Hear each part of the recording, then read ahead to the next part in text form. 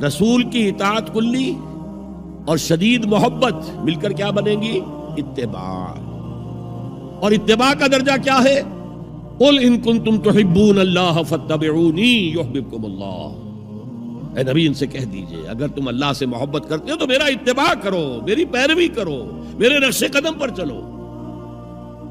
اب آپ سوچئے اگر ہم کاروبار کر رہے ہیں، فرض کیجئے کوئی شخص 100% دیانتداری سے کام کر رہا ہے، کوئی شخص سود کے اندر براہ راست ملوث نہیں ہے، نماز پڑھتا ہے، روزہ رکھتا ہے، لیکن یہ اتباع نہیں کر رہا جو حضور نے جو کام کیا تھا کہ غلط نظام، طاغوتی نظام کو جڑ سے اکھاڑ کر پھینکا جائے اور اللہ کا دیا ہوا دین حق قائم کیا جائے، تو اتباع میں کیا حصہ ہے اس کا؟ کوئی نہیں. ایک سوال آپ سے کرتا ہوں، حضور نے وحی کے آغاز کے بعد کوئی کاروبار کیا؟ جی آپ پہلے بہت اچھے تاجر تھے، بہت کامیاب تاجر تھے، اس وقت کا ایکسپورٹ امپورٹ، قافلہ لے کر جا رہے ہیں شام، قافلہ واپس لے کر آ رہے ہیں، لیکن جیسے ہی وحی آ گئی، یا ایھا المدثر قم فانذر وربک فکبر، اے لحاف میں لپٹ کر لیٹنے والے اب کھڑے ہو جاؤ، کمر کس لو، گارڈ اپ یور لائنز، اپنے مشن کا آغاز کرو. اس کا آغاز کیا ہے؟ انذار، خبردار کرو انہیں کہ زندگی یہی زندگی نہیں ہے، اصل زندگی آخرت کی زندگی ہے، اور قیامت کے دن تمہیں حساب جو ہے اپنا پیش کرنا ہوگا، جواب دہی کرنی ہوگی. You will have to face the grand accountability of the day of judgment. یہ انذار سے بات شروع کرو. وَرَبَّكَ فَكَبِّرْ، اور جو ہدف ہے مقصود کیا؟ اللہ کو بڑا کرو، یعنی اس کی بڑائی نافذ کرو.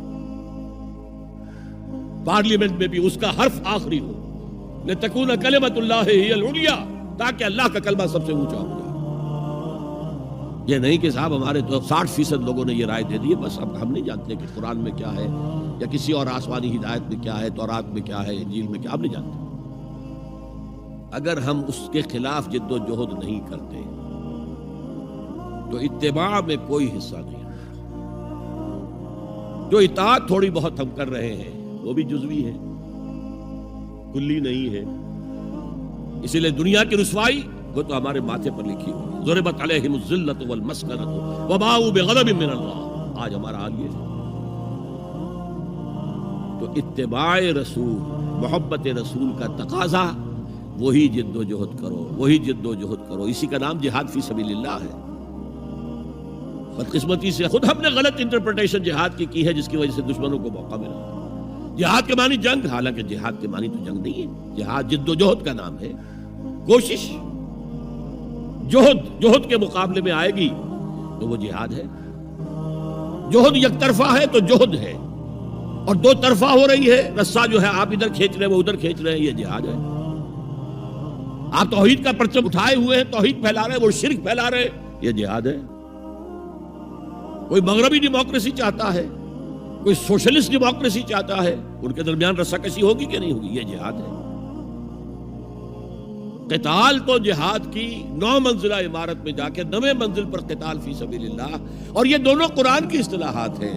ہم نے جہاد کو بھی جنگ بنا دیا، تو پھر تو اب ہر شخص کو قرآن میں جنگ ہی جنگ نظر آئے گی. جہاں جہاد کا لفظ آیا جنگ، جہاں جہاد کا لفظ آیا جنگ. اسی سے تو ان کو موقع مل گیا. اے نبی آپ ان کافروں کی باتیں نہ سنیں، نہ ان کے باتوں میں آئیں، چاہے وہ صاف انکار کر رہے ہیں اور چاہے وہ کوئی مصالحت چاہتے ہیں کہ محمد کچھ نرمی دکھاؤ، کچھ ہماری مانو، کچھ اپنی منوا لو. یہ تم نے جو کل پیدا کر دی ہے، گھر گھر لڑائی ہو رہی ہے، اولاد ماں باپ سے جدا ہو گئی، بہن بھائی سے جدا ہو گیا، شوہر بیوی سے جدا، بیوی شوہر سے جدا. جو کہتے ہیں کہ a house divided amongst itself cannot stand. ہمارا تو تم نے قبائلی جو ہمارا روب تھا وہ ختم کر دیا دنیا میں. لہذا ایسا کرو، کچھ مصالحت کرو، کچھ اپنی منوا لو، کچھ ہماری مانو. قرآن نے کہا وَدُّوا لَوْ تُدْهِنُ فَيُدْهِنُونَ فَلَا تُطِعِ الْمُكَذِّبِينَ. ان کی بات نہ سنیے. تو جہاد تھا جو ہو رہا تھا، جس کے لیے میں نے رات تقریر کی ہے، جہاد بالقرآن. فَلَا تُطِعِ الْكَافِرِينَ وَجَاهِدْهُمْ بِهِ جِهَادًا كَبِيرًا. یہ سورہ الفرقان کی آیت ہے نمبر 52. اور شروع کیسے ہوتی ہے سورہ الفرقان؟ تبارک الذی نزل الفرقان علی عبدہ لیکون للعالمین نذیرا.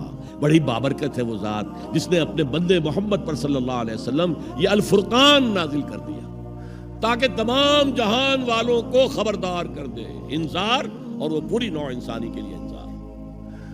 اسی میں آگے آتا ہے اسی صورت میں فلا تطع الکافرین، اے نبی آپ ان کافروں کی باتیں نہ مانیں، نہ سنیں، نہ توجہ دیں. وجاہدہم بہ، اس قرآن کے ذریعے سے جہاد کیجئے. 12 برس مکے میں قرآن کے ذریعے سے جہاد ہوا ہے. تلوار تو نہیں اٹھی، الٹا حکم یہ تھا کہ چاہے تمہارے ٹکڑے کر دیں، چاہے تمہیں آگ میں جلا دیں. You don't have to raise hands even in self defense. کفو ایدیکم، اپنے ہاتھ بندھے رکھو، روکے رکھو، کوئی جوابی کارروائی نہیں. 12 برس. This was the order of the day. یہ جہاد بالقرآن، اس جہاد بالقرآن کے ذریعے سے لوگوں کو کھینچا گیا. پھر بیعت لے کر ان سے ان کو منظم جماعت بنایا گیا. پھر ان کا تزکیہ کیا گیا. تزکیہ کس بات کا؟ دل میں کوئی ولولہ، کوئی امنگ، کوئی حوصلہ، کوئی طلب، کوئی مقصود نہ رہ جائے سوائے اللہ کی رضا کے حصول کے اور آخرت کی فلاح کے حصول کے. جب تک پاک نہیں ہو جائے گا دل، جب تک دل سے ساری امنگیں، ساری ایمبیشن نہیں نکل جائیں گی سوائے اللہ کو راضی کرنا اور آخرت کی فلاح طلب کرنا. یہ ہے تزکیہ. یتلو علیہم آیاتہ ویزکیہم ویعلمہم الکتاب والحکمہ. اگر اس نقش قدم پر آپ نہیں چل رہے تو حضور کے ساتھ محبت کا دعویٰ باطل ہے.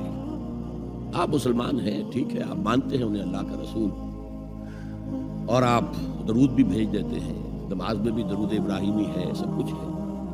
لیکن یہ ہے کہ اتباع رسول، محبت رسول کے بغیر نہیں.